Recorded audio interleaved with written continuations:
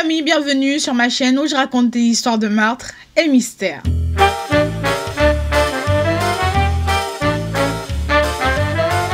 Pour les nouveaux, bienvenue, je m'appelle Osnel et je suis là tous les mercredis et les samedis pour vous raconter les histoires les plus sordides, les histoires les plus what the fuck qui existent dans ce monde. Alors si tu passes par là et que mon contenu te plaît, n'hésite pas à t'abonner, à activer la cloche de notification et surtout à venir me suivre sur Instagram. Et pour les anciens, well, y'all know, y'all my babies, thank you, merci de faire partie de l'aventure meurtre et mystère. Alors petit disclaimer avant de commencer, je tiens à vous rappeler que ce contenu s'adresse à un public averti. Ce contenu est déconseillé au moins de 12 ans. Alors, si tu possèdes internet depuis au moins 10 ans, je suis sûre que tu as déjà vu passer ces photos ou une équivalente. Et généralement, sous la caption, il y a écrit « Il a tué 17 personnes qui ont eu la malchance de le regarder dans les yeux ». Well, prépare-toi dans ton sommeil ce soir. J'étais obligée de la faire. Je suis désolée. Je suis comme ça. J'étais obligée de la faire. Ne me jugez pas. Ne me jugez pas. Je fais des blagues archi nulles. C'est ma vie, ok? C'est l'histoire de ma vie. Bref, passons au sujet d'aujourd'hui. Alors, qui est ce monsieur? Oui. Qui est ce monsieur sur la photo et qu'il ne faut pas regarder dans les yeux? Well, let me tell you. Il s'agit tout simplement d'un tueur en série nommé Nico Jenkins, ou comme les médias américains l'ont surnommé, le tueur fou. Alors, Nico Allen Jenkins, qui est le sujet principal d'aujourd'hui, est né le 16 septembre 1986 dans le Colorado. Et il est le fils de Martha Laurie Jenkins et David Magee. Magee. Bon, bref, je vais vous l'écrire, ok? Nico est l'un des 6 enfants du couple et l'un des 10 enfants de son père. Et parmi sa fratrie, Nico a une sœur du nom de Erika Jenkins qui elle aussi a un bon bagage criminel et qui actuellement est en train de purger une peine de prison à perpétuité pour cambriolage ayant conduit à une mort. Cambriolage auquel Nico aussi a participé et pour lequel Nico aujourd'hui est condamné à mort. Donc vous sentez très vite que dans la famille c'est... Ouais, voilà, faut pas trop non plus pousser le bouchon trop loin parce que sinon tu vas très vite te faire mordre par les membres de la famille et ça risque de faire très mal, ouais. Ouais, très mal. Alors on en sait très peu sur la vie de Nico, sur son enfance, car les premiers détails qui sortent sur la vie de Nico remontent à l'âge de 7 ans où il débarque à l'école avec l'arme à feu de sa mère chargée. Pour quelle raison? Il ne l'a jamais explicitement dit, il ne l'a jamais expliqué en quelque sorte, mais après l'une de ses interviews, je pense savoir pourquoi. Alors, je vous explique. Selon Nico, son père était, donc je parle de David Magee, il était bipolaire et schizophrène, maladies pour lesquelles il ne recevait aucun traitement. Et avec ces deux maladies-là, il était très violent envers ses enfants, envers sa femme et envers tout le monde en général. Et il était ultra violent envers Nico, au point où, à un moment donné, quand vous voyez, quand un enfant reçoit tellement de coups, il en devient limite, voilà, enfin, ça ne lui fait plus rien. Et c'est dans ce sens-là que Nico, il a grandi en quelque sorte. Ça ne lui faisait vraiment plus rien. La violence de son père, limite, ça le poussait à vouloir devenir encore plus un bad boy, encore plus un délinquant, qu'à se corriger en quelque sorte. De plus, Nico racontera au cours d'une interview que depuis sa tendre enfance, il entendait des voix, il voyait des choses qui n'existaient pas et qu'il en parlait autour de lui, mais que tout le monde choisissait en fait de passer l'éponge dessus, d'ignorer tout simplement. Et ça ne me choque pas si tout le monde choisissait de passer l'éponge encore une fois sur la maladie de son père. Ce n'est pas sur sa maladie à lui qu'on va s'attarder. Donc malheureusement, ça a conduit à une issue tragique pour des personnes qui n'ont rien demandé et rien à voir avec cette famille. De plus, il est important de noter que les enfants Jenkins n'ont pas reçu en quelque sorte une très bonne éducation, hein, ça peut se voir, mais de plus, ils n'ont pas reçu un très bon exemple venant de leurs parents, c'est-à-dire que Laurie et David étaient de gros poissons pour la police. Par exemple, l'une des dernières arrestations de Laurie était reliée à une possession de munitions. Quand je dis possession de munitions, c'était pas non plus possession d'une seule munition. Voilà, on parle de munitions en grande quantité et de munitions poids lourds en quelque sorte. Et quant à David, lui, l'une de ses plus récentes arrestations était liée à une histoire de terrorisme. Donc bref, revenons à la vie de Nico tout simplement. Alors, peu de temps après son incident avec l'arme à feu chargée qu'il a ramené à l'école et qui a créé des problèmes quand même à ses parents, hein. Ses parents se sont séparés, mais le truc c'est que le fait que son père soit retiré de son cercle familial, en quelque sorte, n'a rien changé au comportement de Nico qui continuait en quelque sorte à se dégrader du jour au lendemain, au point où à 8 ans, il avait déjà un casier judiciaire, plus fourni que la plupart d'entre nous, en quelque sorte. De plus, c'est à cet âge-là que sa mère a dû l'interner de force à cause de ses tendances d'auto-mutilation. Alors, c'est au cours de cette hospitalisation que les médecins lui ont fait un diagnostic officieux, en quelque sorte, de schizophrénie, bipolarité et de troubles d'anxiété sévère. Quand je dis officieux, c'est qu'ils ont choisi tout simplement d'effacer ça de leur dossier, de ne pas mettre ça de ne pas rendre ça officiel parce que, selon eux, mettre un tel diagnostic sur le dossier d'un patient aussi jeune serait en quelque sorte lui gâcher la vie. Enfin, je ne comprends pas. Quand j'ai appris ça, j'étais en mode, c'est une blague? C'est une blague? Non, non, non. Ils ont choisi en fait de rendre ça officieux, de lui dire, bon, tu as telle maladie, mais on va rendre ça, on va passer ça sous le drapeau parce que on ne veut pas te gâcher la vie, etc.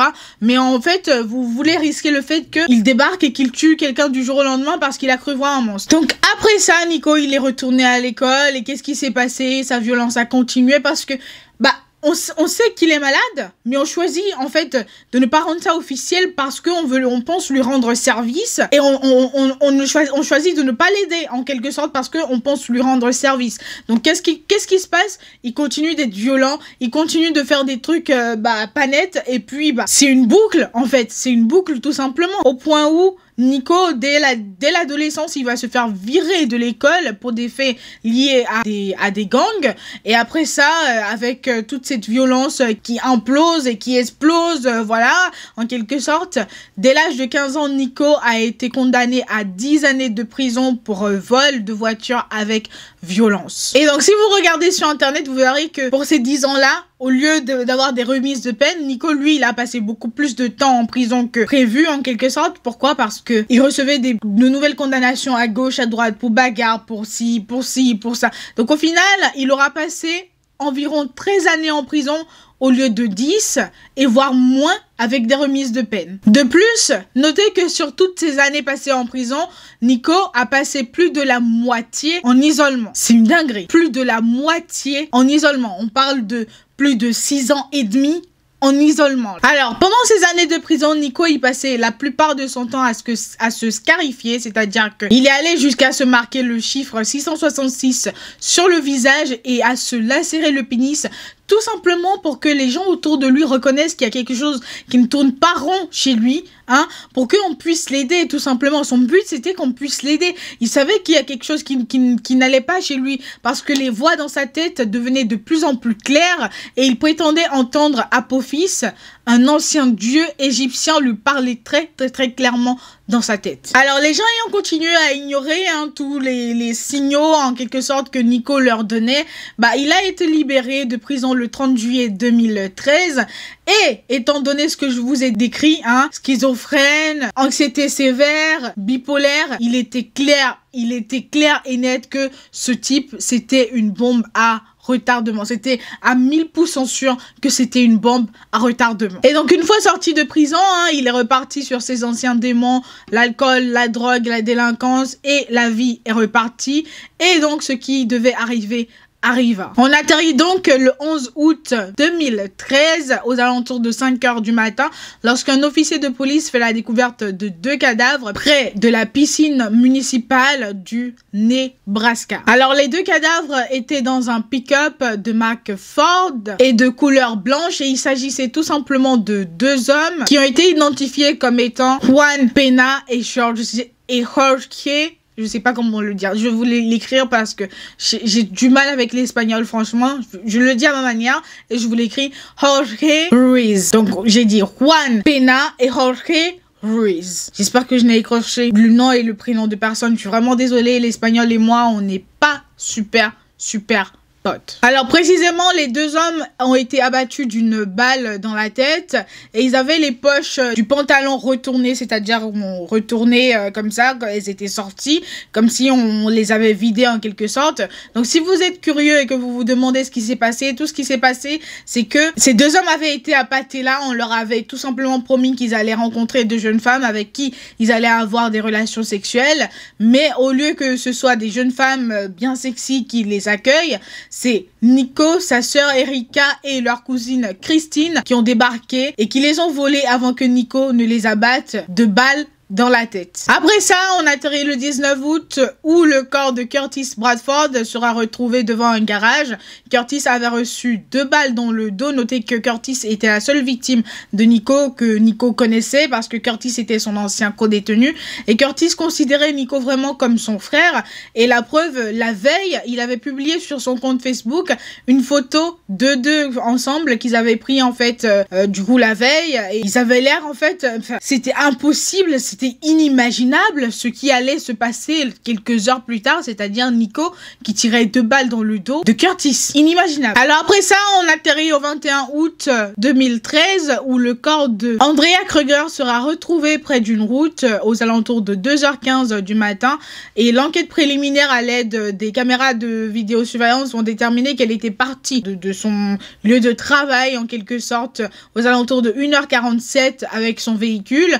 Donc personne ne comprenait pourquoi le véhicule n'avait pas été retrouvé, mais le véhicule sera retrouvé plus tard, environ 4 heures après la découverte du corps de Kruger, dans l'allée sans issue d'une ruelle. Alors au début, les enquêteurs, ils traitaient les affaires en fait vraiment séparément, comme si c'était des enquêtes totalement indépendantes les unes des autres, jusqu'au moment où les résultats des autopsies vont sortir et qu'on détermine que l'arme du crime était la même sur chaque scène de crime. Donc c'est à ce moment-là qu'ils se sont dit en fait que les 3 enquêtes étaient reliées, mais ils n'avaient toujours aucun suspect, ils ne savaient toujours ni où ni vers qui se tourner, jusqu'à ce qu'ils n'arrêtent le 30 août 2013 un jeune homme dans une affaire de terrorisme. C'est-à-dire que au cours de cette affaire, ils ont arrêté Nicolas, vraiment totalement indépendamment. Il s'agissait vraiment d'une affaire liée à du terrorisme. Ils l'ont arrêté, il portait encore sur lui l'arme qu'il avait utilisée sur chaque scène de crime, les scènes de crime précédentes.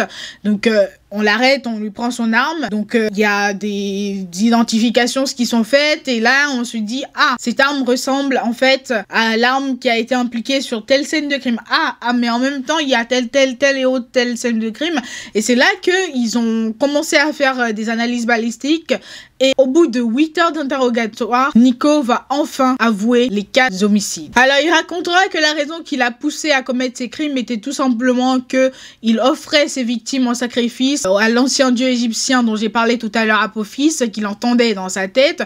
Donc c'était la seule raison pour laquelle il tuait ces gens-là au lieu de les voler et de tout simplement s'en aller. Donc après ça, il a tout simplement été inculpé de 4 chefs d'accusation de meurtre au premier degré, de 2 chefs d'accusation de vol, d'un chef d'accusation d'agression au second et au 3e degré d'un officier, sans oublier le fait qu'il était en possession d'une arme et de plus, il est un criminel en possession d'une arme. En fait, ça, c'est des circonstances aggravantes. Donc après tout ça, après toutes ces inculpations, il a été mis en détention provisoire et il n'a pas tardé à écrire une lettre le 3 novembre 2013 qu'il a adressée au procureur lui disant qu'il voulait tout simplement plaider coupable pour tous les chefs d'accusation avant de changer d'avis brusquement et d'entamer des poursuites contre tout le système judiciaire début février 2014. Vous savez pour quelle raison? Pour la simple raison qui est qu'ils étaient au courant en fait qu'il était quelqu'un de pas net dans sa tête et qu'ils ont choisi quand même d'ignorer tous les signaux qu'il leur a envoyés